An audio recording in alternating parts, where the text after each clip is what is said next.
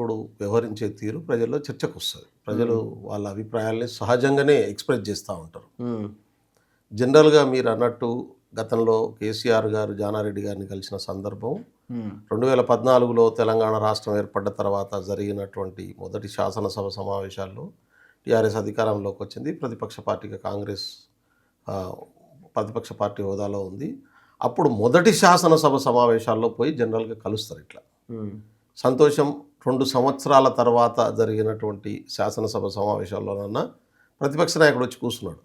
జనరల్గానైతే ఈ ప్రభుత్వం ఏర్పడడానికి రిజల్ట్స్ వచ్చిన తర్వాత జరిగే మొదటి శాసన సమావేశాల్లోనే ఇట్లా కలుసుకుంటారు, పోయి మర్యాదపూర్వకంగా కలవడం అనేటటువంటిది అది పద్ధతి, మర్యాద.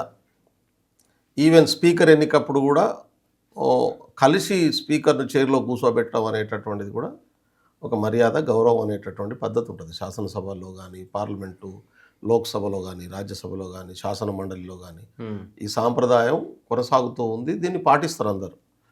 కానీ తెలంగాణ రాష్ట్రం వచ్చిన తర్వాత ప్రజాస్వామ్య పద్ధతికి తిరోధకాలు ఇచ్చేటటువంటి పద్ధతిలో గత ప్రభుత్వం పనిచేయడం, రేవంత్ రెడ్డి గారు ముఖ్యమంత్రి గారు ఎన్నోసార్లు ఓపెన్గా, ఎందుకంటే కేసీఆర్ గారు తెలంగాణ ఉద్యమంలో ఉన్నాడు, తెలంగాణ రాష్ట్రం వచ్చిన తర్వాత కొత్త రాష్ట్రానికి 10 సంవత్సరాలుగా తానే ముఖ్యమంత్రికి పనిచేసిండు, అనుభవం ఉంటుంది. ఓకే.